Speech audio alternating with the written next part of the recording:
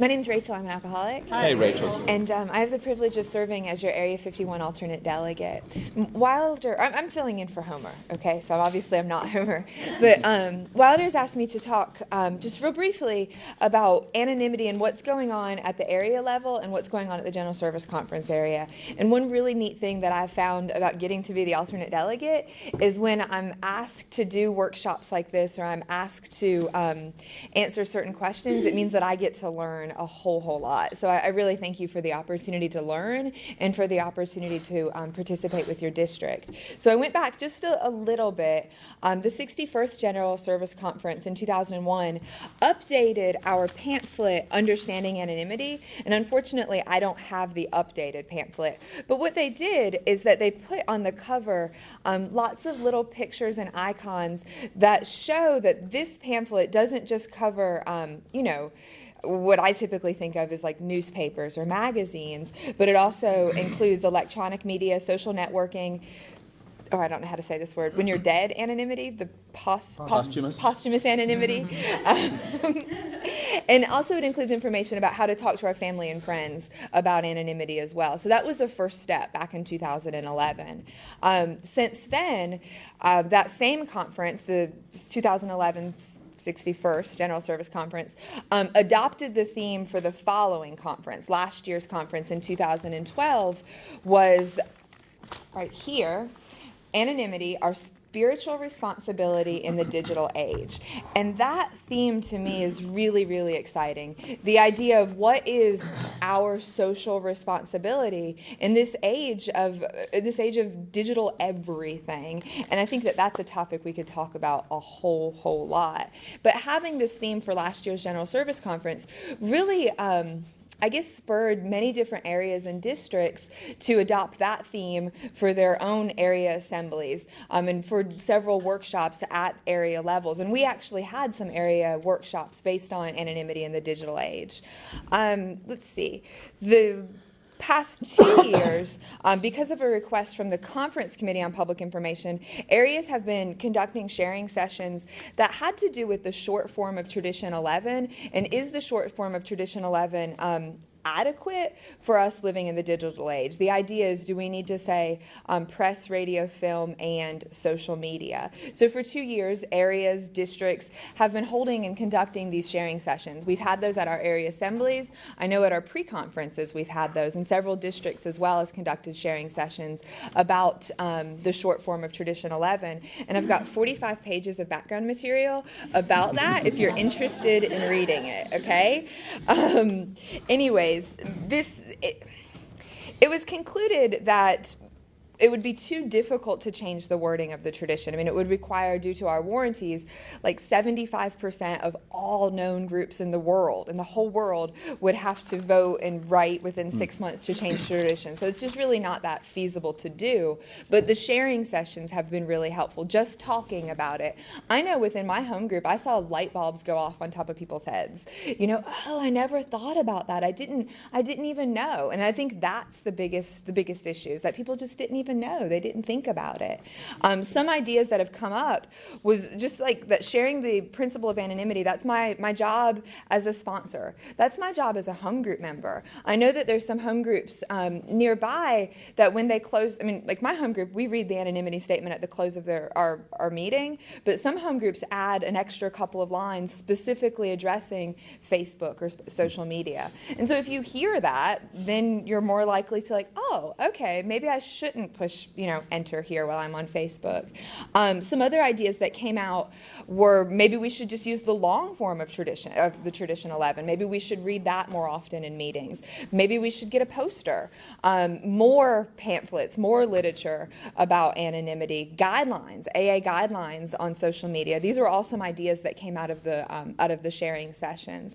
Another topic at the conference level has been the idea of social media and should AA have a Facebook page. And I've been on Facebook recently, and I noticed that a lot of my real friends that are AA members are friends on Facebook with pages called Alcoholics Anonymous, Big Book, Bill W., Friends of Bill, things like that. And these Facebook pages have thousands and thousands of people who are friends or who like them, and none of those pages are like Alcoholics Anonymous. None of those are really our pages. I assume that they're just really well-meaning individuals meaning well, trying to have some sort of connection. But a few years ago, at the General Service Conference, the PI Conference Committee said, well, maybe we should actually develop our own Facebook page. And so the trustees went and did some research on it. The idea was we would have a Facebook page that you couldn't you couldn't be friends with, but it would direct you to AA.org. And again, I have probably about 20 pages of background on that information if you'd like to look at it. But what the trustees are bringing forward now to the PI Conference Committee is that it probably isn't really in line with our principles. Facebook can change their privacy policies at whim and not tell you about it. Facebook makes their money by looking at the things that you like, the sites that you visit, and then they advertise to you. So again, the trustees are presenting information, but really just do not feel at this time that it's a very good idea. Let's see. Also included with our principle of anonymity isn't just the idea of last names, but so important, and something I'm really excited just about learning about is, our 12th tradition, which teaches me anonymity through the practice of humility and through sacrifice. And I just thought I'd read something real short out of the 12 and 12. It's from Bill W. He explains that these experiences taught us that anonymity is real humility at work. It's an all-pervading spiritual quality which today keynotes AA life everywhere. Moved by the spirit of anonymity, we try to give up our natural desires for personal distinction as AA members, both among our fellow alcoholics and before the general public. As we lay aside these very human aspirations, we believe that each of us takes part in the weaving of a protective mantle which covers our whole society and under which we may grow and work in unity. We are sure that humility, expressed by anonymity, is the greatest safeguard that Alcoholics Anonymous can ever have. Thanks for letting me share. Thanks, Rachel. So thanks. Wilder, I don't know if you wanted to make opportunity for questions after each person, or is that particular, or just go all the way through? Okay. Hey, everybody. I'm Bob, and I'm an alcoholic. Hey, Bob. I'm really glad to be here. When Wilder asked me if I would be part of this panel, and she told me what it was about, I agreed, first because she's Wilder, and I like to say yes. Secondly, because I find it a really fascinating topic, but as you'll see, not because I'm a particular expert or have a lot of experience with it, but I'll do my time. I liked to think, even though part of my story is that I used to be an English teacher for quite a long time, but despite that discipline, and back in the day, computers, if they were anywhere in the schools, were in math classes. But I got fascinated, and I kept up with what I thought was the cutting edge of technology with computers and then with the internet for a long, long time, and just mostly self-taught, as a matter of fact. But that pattern of being sort of totally engaged and up to date started to change probably for a couple of things. One, when the explosion of information technology got beyond anybody's ability to keep up with it. And secondly, with social media. I have a Facebook page. I wasn't one of the first people on board once that community was opened up beyond the colleges where it was originally started as kind of a closed society. But, again, I tried to keep up, and I was, for a while, in addition to being an English teacher, I was a director of technology at one of the high schools where I taught, and thought it was my duty to keep up. And I have a LinkedIn account, which I use, fairly regularly now that I'm in business rather than in education, and I have a Twitter account, but I hardly ever tweet. I just don't know if anybody would be interested when I said, okay, I'm going to the bathroom now. As far as Facebook goes, and I think part of this is a generational difference too, and part of it is a personal thing. I don't post a lot about anything that I do, whether it's related to the fellowship or not. I'm just, part of it may be time. I don't get on Facebook a lot. I try to keep up more or less. My smartphone tells me when somebody has updated his status, or then when I've missed some notifications, but I don't always follow up on that. I have a number of Facebook friends who are also friends from this fellowship, And to tell you the truth, the first time that I clicked accept on a friend request from somebody in Alcoholics Anonymous, I'd hesitated just a little bit, and then because of the anonymity concern. But then I went ahead and said, okay, and I've done that more, and I've probably initiated friend requests to people in my home group, and I've accepted them as well. I don't have a zillion friends of either in or out of the program. I've heard stories of people who have had problems of anonymity being broken because of what somebody said, but to the best of my knowledge, that hasn't happened to me. So I guess what, and Rachel was alluding to this in a way, the thing that all of us, I guess, need to keep in mind, and I'm just kind of stating the obvious, Facebook isn't like a closed meeting. It's not even like an open meeting. Facebook is like having a conversation over a PA system in a mall, because that's how many people can hear what you have to say. And so I think that's why this is an interesting and a significant topic for us. And having revealed the extent of my limited experience of it, I'll pass it on to Gloria. Thank you. Thank you. Thanks, Bob. Hi, my name is Gloria, and I'm an alcoholic. Hi, Gloria. Can I have a show of hands of how many people have Facebook pages? Pretty much everybody. Let the record show. Yeah, let the record show. Just about everybody.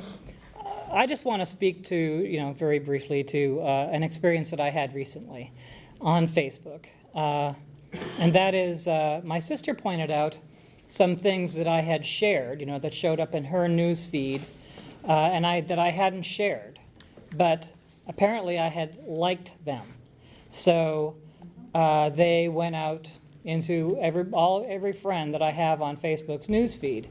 And I didn't realize that could happen until she brought it to my attention. And, very innocently, she brought it to my attention. And so now I don't like anything. But, and I know that there are ways to go into your settings and fix that. However, I have fiddled around with it and I haven't been able to figure it out yet. My daughter, who is in San Diego, promises that she will get on the phone with me and just walk me through it sometime, but it hasn't happened yet. So I'm being very cautious because I have friends, that are in the program that are, on Facebook with me, and sometimes they will post things from various recovery sites, like, a picture of writing on the beach, one day at a time. And, it's very obvious that it's from a recovery site because it'll say blankety blank recovery site. And if I like that, I've been thinking that when I hit like, I'm just telling the person who posted it, oh, that's neat, I like that. Well, that's not what I'm doing. I'm sending it to for everybody on my friends list, and unbeknownst to me. So I'm definitely sacrificing my anonymity when I do that, and not having like everybody screened and different settings for different people, or however that works. I'm actually probably in dangerous waters here, even being on Facebook. So because I know there are things that I really need to know that I don't know. And I just think that that's something that, people should be aware of, because I'm sure that I am not the only one that has been innocent of knowing that piece of information about Facebook. And so, actually, I guess I don't have much else to say. So I'll pass it on. Thanks, Gloria. Was that even 2 minutes? Dave, alcoholic. Hey, Dave. Well, I certainly don't have anything to bring to the table on the electronic age. And so I thought in terms of what anonymity is, why it's important, so that we can all hold it in that context when we're doing anything, whether we're talking on the microphone at the mall or electronically to the world. Like all of us, I looked up anonymity and found out that it was without name or distinction. And that's important because I know I came into this program because my ego had gotten out of control gotten out of the way, and I was holding myself out as a godlike figure, and I needed to get in here and get right-sized and find out that I had a higher power that was bigger than I was. And that was very much a part of anonymity as far as I was concerned. As Bill said, anonymity is a big part of humility. So on a personal level, I feel that anonymity helps keep me right-sized because I'm no better than anyone else. I came in here to become just another bozo on the bus, and that's what anonymity does for me. The other area is anonymity in public. Originally, I think the intent was to prevent people from breaking their anonymity in public through films and everything else as a manner of self-aggrandizement. Look at me. I've gotten sober, and they try to make something out of that and become holier than thou, and on and on and on. Well, I'm not so sure where the problem of that is, except when someone that we look up to, a movie star, a singer, a ball player, somebody like that, makes a big deal out of his sobriety and then goes out. That has all the information that the naysayers need to say, see that? AA doesn't work, and can set us back a great deal. So I think it's very important that we maintain anonymity at the public level to protect AA as much as it is to protect us. So hopefully with those thoughts in mind, we can look at what we can do in all of the electronic media that I don't profess to understand to conduct ourselves in a manner that will protect us and protect others and protect the program, which is most important. Thanks. Thanks, Dave. Let's open it up now to questions, discussion. Who's ready to talk? Jim Scott. Yes. I'm Jim, an alcoholic. Hi, Jim. Clarify me on the areas of Facebook. It's my understanding, if I'm wrong, correct me. If you put your status on Facebook or make a comment or like on your homepage, you're opening yourself up. But if you have a message to send that's private, goes from one person to the other, is that correct? Yes. Correct. Yeah, Yes. he was asking whether if you put your status, then that goes to all of your friends, and if you send a message, that just goes to the one person, and that's correct. Thank you. That it goes to one person. That is. If you do it through the message icon. If you do it through the message icon, yes. Post on their page, everyone can see that. Yeah, if you post on a particular person's page, then all of their friends can see that, and actually yours too. Yeah. So the world. The world.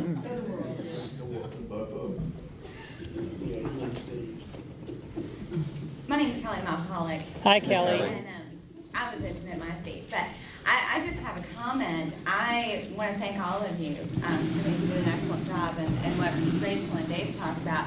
I never have understood anonymity on a personal level, and keeping us right-sized, and, because I hear people talking about anonymity, and protecting other people's anonymity, but I have never heard it talked about the way that you guys talked about it.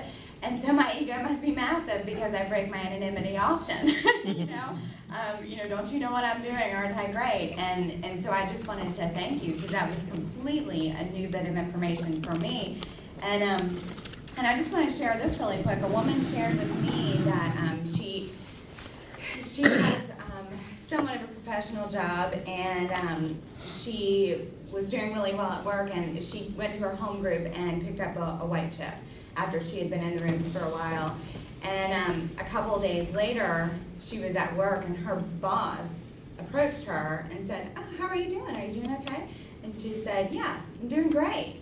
Why all of a sudden the interest?" And her boss said, "Oh, well, I heard that you picked up a white chip." And her boss is not a member of Alcoholics Anonymous. And that, when I heard that, it just reiterated to me how absolutely important it is that we do maintain not only our anonymity, but protect other people's, because she could have very well lost her job because of that. And I was just horrified that happened. So it really brought attention to myself and the other women that she shared that with, how important that was. And as far as Facebook goes, I have a page, but I don't really use it, and I haven't really witnessed, well, I'm lying. I did see someone take a picture of their chip and posted, I mean, which is a little bit, egotistical in my opinion, but posted their chip and on their page, and the whole world could see that. And so that, I have seen that happen. I have, also seen people in a general way saying, like, walking in the sunlight of the Spirit today, or happy, joyous, and free today, and that's cool. We're not talking about I'm going to a closed discussion meeting of Alcoholics Anonymous tonight at 8 p.m. So I thought that was a nice way to kind of, put something on your page and somewhat remain anonymous. But I have seen it broken, and I think it's a great topic. Thanks. Thank you. Thanks, Thanks, Kelly. Kelly. May I say something? If I can tell a story.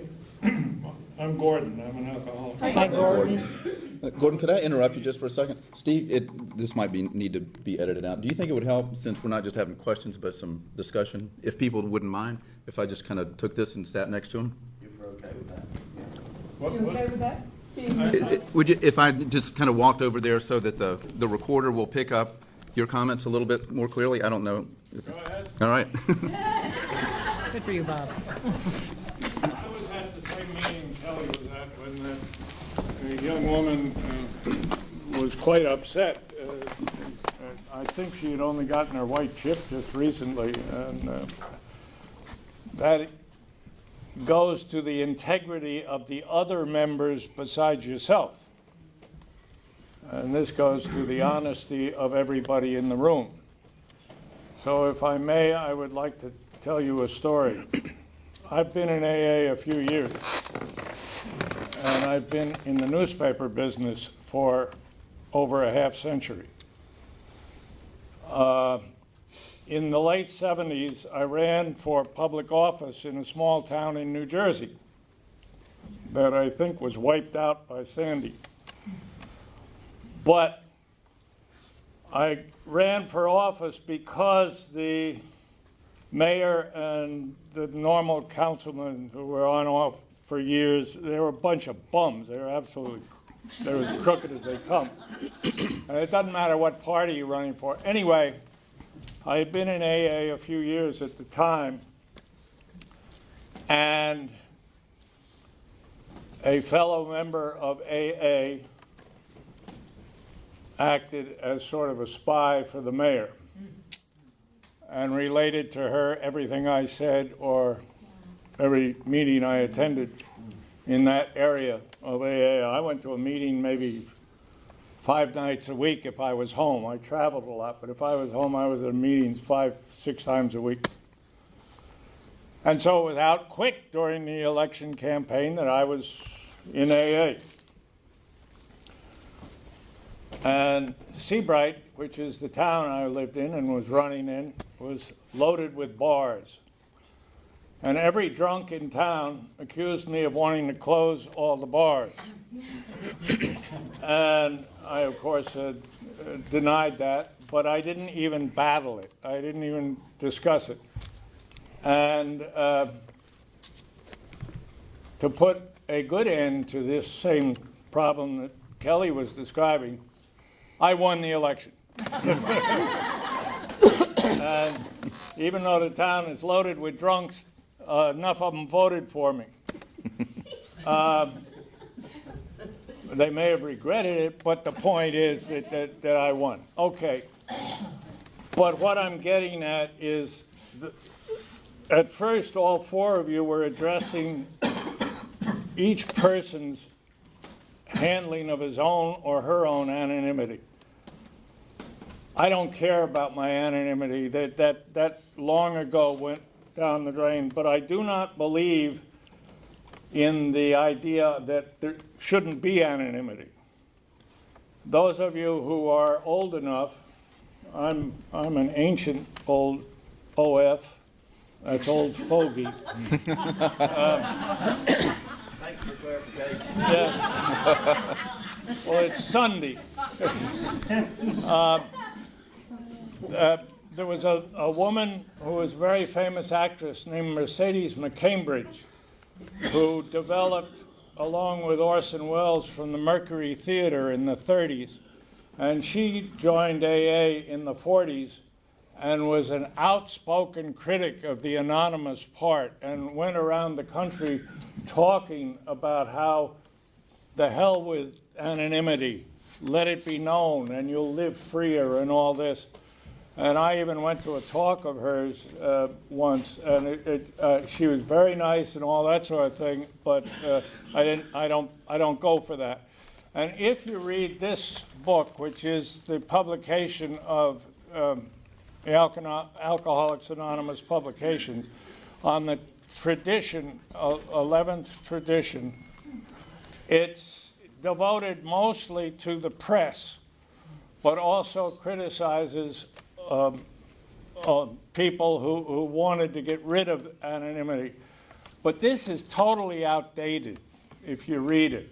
It devotes mostly to the written press and so on. And the radio, press, radio, and film, to me, is incorrect at the present stage because film has been replaced totally by TV, followed by computers, internet, followed by this Facebook and all this stuff we're talking about.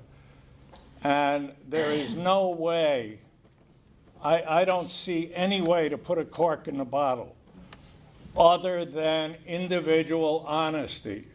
I really don't. I don't see, this speaks of how those of us in the press, and which is true, have respected people's anonymity over the years. It's sort of become a good tradition in the press. But the point is that this other stuff is not journalism. It's not the press. It's not what we know of years ago.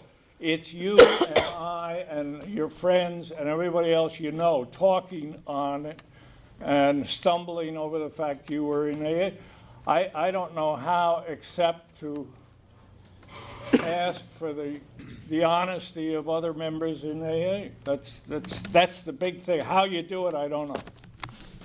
I'm Wilder, and I'm an alcoholic. And Well, I was having a conversation with Homer, and he pointed out to me that also at GSO level, at the national level, that they talked about it being at the level of, not just that it was about press, radio, and film, but it was at the level of. And certainly, I think, internet, I would like to share with the group that this weekend my anonymity was broken at work because somebody put their chip on my Facebook site. I was required by my employer when I first went in to work to start a business Facebook page for my business. I'm the only person in there. My boss comes to see me, but I'm the only person there. And so you have to do it through your personal page. You have to go on your personal page and start your business page. And I did without thinking about it. Now, I believe that everything happens for a reason, and I'm not really uncomfortable. I said, yes, I am. When I was asked, he said, well, are you an alkie? And I said, yes. And then we had a tiny little discussion, and I kept on moving. And so, I mean, I know there's a reason, but at one point, I might have lost that job. I didn't find out until Saturday, late on Saturday. That was just yesterday. That was the reason that he asked me. And so I don't really know the impact yet, but it's okay. However it works out, it's okay for me, but it could have been really bad. So I don't know, and this is my question to those of you who do, I don't know what to say to the person who put their pretty pink chip on their Facebook page, and it showed up on mine, and it was seen by my employer, and I don't know what to go back and say. I don't know whether to unfriend them. I mean, there's so many breaks now that I would end up with 3 or 4 friends. And that's kind of not the point when you have a business page. So I'd like some feedback on what would you do? Would you go back and say to these people outside I can't write them back on Facebook. Mm-hmm. So what do? You can message them. Do an individual message. I think if someone's doing that, I think it's our personal responsibility, like what I've heard shared, to inform and educate people about anonymity. Because, you know, with the women I sponsor, members of my home group, people on my Facebook page, if that's what's happening, I think it is our responsibility. We each have an individual responsibility to do that. We had a third tradition meeting here. And, you know, we talked about how it's our personal responsibility. Find out why people are coming to meetings. If they're not alcoholic at a closed meeting of Alcoholics Anonymous, then maybe they shouldn't be here. You know? So I think it's kind of the same thing, but I haven't had to do that, so I don't have personal experience with it. But my name's Gloria, and I'm an alcoholic. Gloria. Just, the only thing I can think of is you can delete a post, you know, without deleting them as a friend. And you can also restrict their posts to only what's important, or, you know, not everything. But if I could segue into something else, I also think that we need to think about anonymity on your cell phone, because if you're texting people, and you know it's anything regarding your sobriety or their sobriety, you better be careful about who you're texting, because this stuff could also be public, you know, in a nanosecond. I just, this text you're seeing right here, I just emailed to myself. So, you know, and if you can do that, you can put it anywhere. Yeah. Just You can forward another. those, yeah. You can forward these. So. And it is saved on a server for your internet service provider. Right. My name's Renee, and I'm an alcoholic. Hi, Renee. And you know, that's the thing, my main thing with social media is that it's not as small as we like to think it is. I mean, anything we put on there, conversations on our cell phones, all of that stuff, we don't know. I mean, we think we're sending a message to our friend, but basically, like was brought up, we're broadcasting. I mean, once it's on the internet, it's a broadcast. And I think where this needs to start, like you were talking about, is much more discussion of this type of thing at the group level, at business meetings and that type of thing, to really bring people's consciousness up about how this is. And I know there's a lot of people in this area who are what we call our old timers, who say, well, I don't have my anonymity, you know, I'm not concerned about my anonymity, and they're very open about that. Well, that's fine, but when they're your friends or even your sponsor or anything, and you're out like in public, like there's groups of us that go out for big dinners together and stuff, and a bunch of us women will go out and have dinner or coffee and stuff. And if people are talking in a loud voice about AA and what meeting we're going to and who's picking up a chip tonight, and, you know, that at times makes me very uncomfortable. I mean, I'm not really worried about it. People know I'm an alcoholic, and I'm cool with that. But I know there's a lot of people who, you know, may shy away from us if they see that type of thing going on. And you never know who might be sitting at the table behind you. And there are some people that I really would rather not know I'm an alcoholic. You know, and you know, and it's a difficult thing. I mean, you know, I hate to go to the table, you know, like when I'm with a group of people and say, can we change the subject? Because then it sounds like you're not interested in your program, you know, or you're not interested in AA or whatever. So I think it's really a thing where we need to raise people's consciousness about this type of thing. Thanks. Thanks, Renee. Dave, alcoholic. Hi, Dave. I think Kelly mentioned a critical element of this, and that's responsibility, personal responsibility. And I think it brings up the the value of sponsorship, which is virtually unique to AA. There are things that we should speak of only to our sponsor, as opposed to even in a closed AA meeting. I'm aware of a guy who, at a meeting, said that he thought he had killed somebody. The next week, when we had the meeting, fortunately he wasn't there, but the cops were. Now, shame on him for dumping that kind of information out into the public and relying on the good sense of 50 of his closest friends. You know, we have to be smart to take care of ourselves, because, you know, no tradition or methodology or way of operating AA is going to save us if we don't pay attention and have self-responsibility. Thanks, Dave. And then, you know, the thing that we say about this is a program of attraction, not promotion, comes up here too, because as a newcomer coming in, one of the biggest things I was afraid of is that somebody would see that I was here. And that was really a big fear. And I walked in the rooms and saw other people here who I recognized. And I thought, oh, gosh darn, now I can't come back again at first. And then I realized they were there for the same reason. but you know, your immediate response is to duck under the chair. And so, you know, for the person who might feel that they have a problem, if they think that their stuff's going to be out there on the street or out there on Facebook, they'd be more than, you know, more reticent, I think, to come in here, and certainly more reticent to stay or open up in here. And the other thing I want to bring up, and this is something that you know, kind of is maybe a little niche interest here, but that everything that we send gets sent BCC whenever we email anything, and not that it gets sent out, you know, with everybody's name shown in the address line when we're sending a group announcement or a newsletter or anything. And I think that's something that gets done by mistake, or maybe, you know, just people who mean well but just don't know to do that. I think it's something we need to be more careful about. That's all. Thanks, Linda.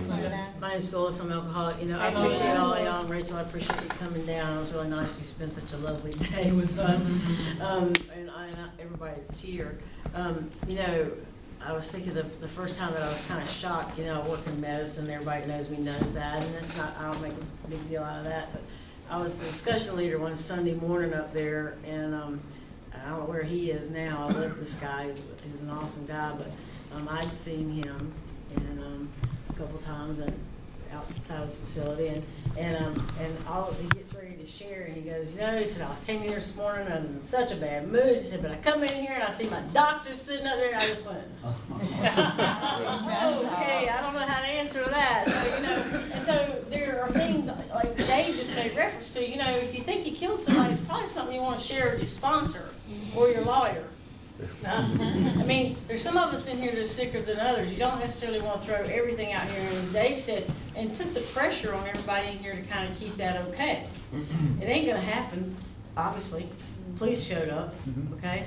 And, you know, and the other thing is this whole social thing, you know, and I sent the minutes out. I slipped once, but then I immediately corrected it. I don't know how I thought this was going to make it better, but I sent them out the first time without BCC, then immediately sent them out the BCC. And somehow that was going to make it all better. You know, at 50-50, but, you know, but we have talked about that a lot. In our home group, been doing stuff like that. And then the other thing I was sitting here thinking was because, like, I know Steve and a few others, Tom Ivester, I mean, they all use their last names. But we talked about in our group about how do you know somebody's last name? We say, hey, you know, contact somebody, you know, if you need help getting a sponsor or somebody. So I thought, well, I don't really care. So I started using my last name too, introducing myself. Hi, my name's Phyllis Goggin, I'm an alcoholic.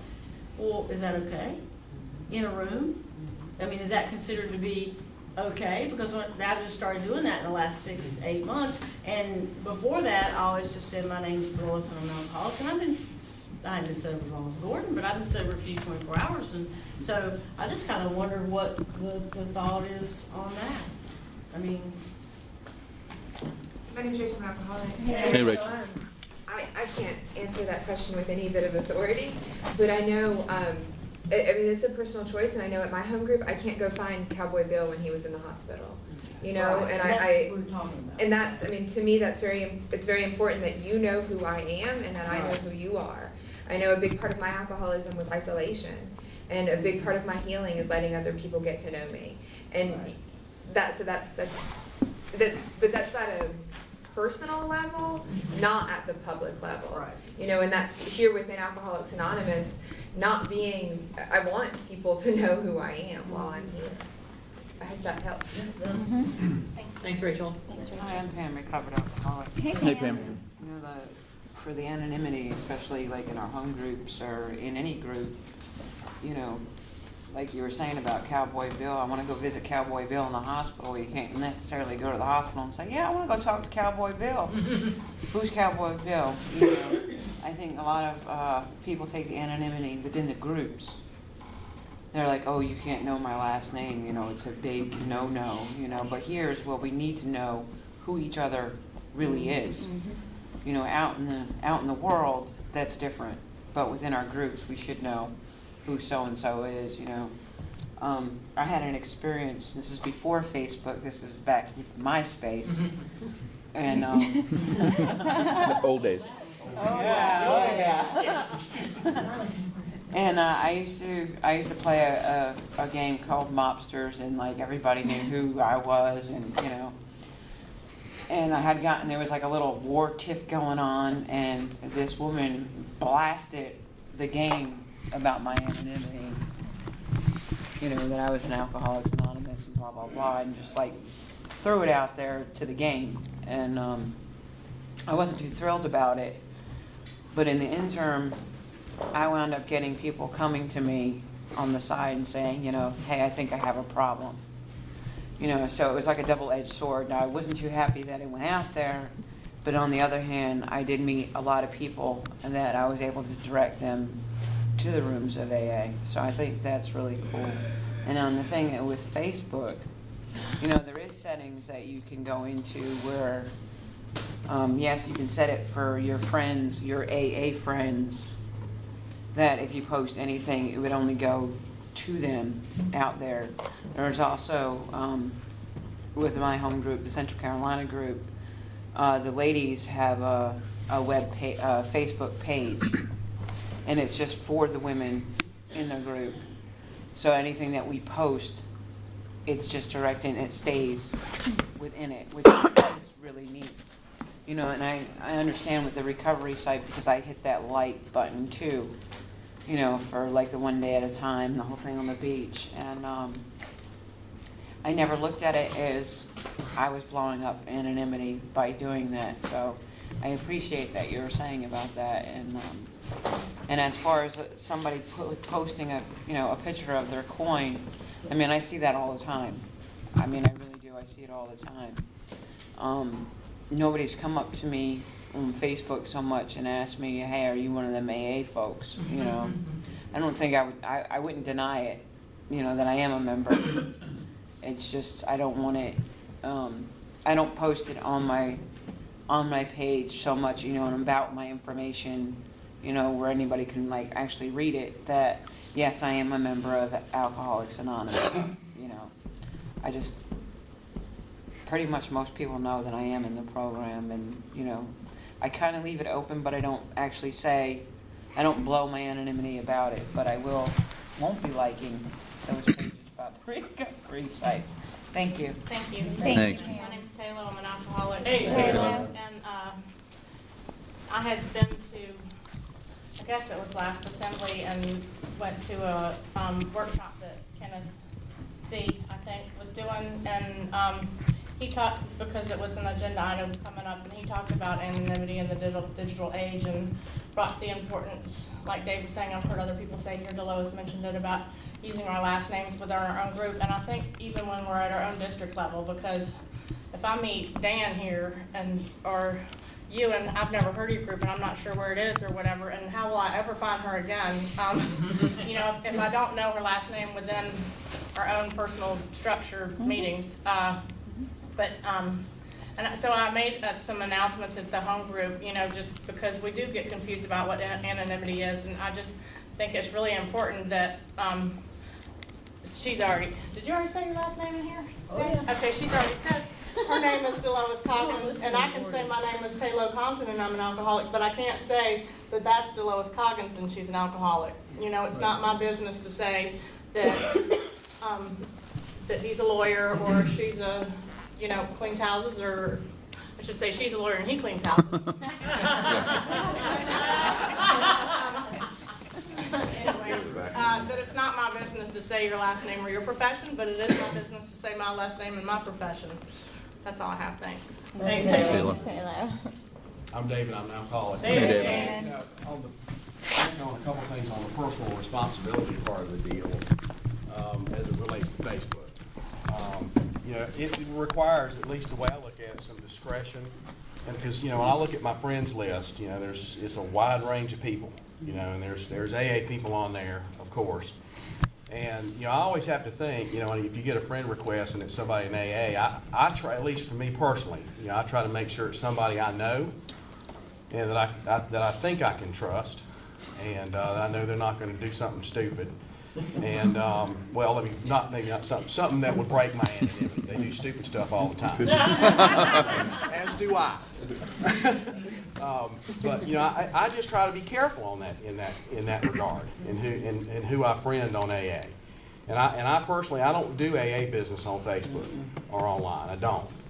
And luckily, most of the friends that I know, AA friends that are Facebook friends, don't either. I see it.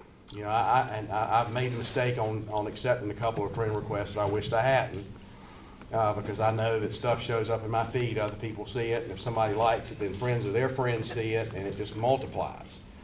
And one thing you can do, and I had to do this a couple weeks ago, it's not an AA thing, where somebody put something up in their feed and it showed up in my feed, and I didn't like it. So you don't have to unfriend them. You can, and I've done that too, but you can go in and there's a setting in there where you can take them out of your news feed. You can stay friends with them, and if you want to know what they're up to, you can go on their page and see what they're doing, but it's not showing up in your news feed so that everybody on your friends list sees that stuff. You know, so but as I said, I've been lucky in that regard, but I try to be careful, you know, and exercise some discretion when I'm friending somebody that I know is in the program. And most of the people, you know, most of the Facebook friends that are in AA are people that I know pretty well. And but I just personally, I won't do AA business on Facebook. Thanks. Thanks, Dave. Thanks, Dave. I'm Bob, and I'm an alcoholic. Hey, Bob. I've got a question for Rachel. In your voluminous research and in your nice books, we've heard, and I've learned some things, some tips today about what you can do about settings. Is there a resource that's being compiled or has been compiled? I mean, despite the fact that Facebook changes their policy and their technology, that could be, you know, sort of a clearinghouse of information about kind of specifically how we can fine-tune our settings to share what we want to with whom and block what we want to from others. Are you asking if Alcoholics Anonymous is Right. something like that? Not to my knowledge. Okay. Not to my knowledge. But if you're interested, sound like an assignment. Volunteered again. Well, we are about out of time, and thank you so much for coming and sharing your thoughts and your questions. Is there anyone with a burning desire? Dave, alcoholic. Hey, Dave. I just wanted to mention that as one of the few people here who has grandchildren, grandparents are horrified by what goes on Facebook nowadays. So we're only a very small portion of that. The things that people think they're anonymous about, that they just splash all over the place, is really horrifying. Gordon, I would challenge you to run for office if you had had a Facebook page as a 12-year-old with all this junk that went out there. I think that the kids, as they grow up in 20 years and try to do things, a lot of this stuff is going to come back to haunt them. Yeah. So that's why we are very smart in trying to get a handle on this before it comes back to haunt us. Thank you. Thanks, Dave. Tug. You know, I know this is all social media and all, if you really think about it, we've really been doing it way before that. How many of y'all have got bumper stickers on your cars related to recovery? Well, I mean, you know, it's really nothing new. It's just a different format for breaking anonymity. I've got them on mine, so I mean, you know, anybody that knows what that means knows I'm in AA. If I'm parked in your driveway, they put 2 and 2 together. So Park on the street. yeah. You mentioned. He's like, they ain't coming off looking at us. I didn't understand. Thanks for breaking Steve Moore's anonymity. The wording of a tradition requires what in what time? It requires 2/3. So the General Service Office would have to, in writing, mail out this, I guess, a ballot to all of the registered groups in the whole world. And then it would require 2/3 of all of those groups would have to vote in favor, in writing, within 6 months. Okay, and you say that that's impossible. I'm not saying it's impossible, it's just highly, I would believe that that would be unlikely. Well, the thing here is that we're now talking about the current digital age. You can reach all of those people in less than a day. That's true. That's a good point. I mean, you just go to the keyboard and go to that phone. Well, I think about, I have not been the area registrar, but I've been the area secretary, and part of my responsibilities was to mail out minutes and mail out background information. And I think there's maybe 100 people who are either DCMs, coordinators, or officers at the area level. They change their addresses, their email addresses, and everything very, very frequently. And I had a hard time reaching, just here within North Carolina, those people on a regular basis. Probably reaching 2/3 of them would be the problem. So much. Thank you. Thank you.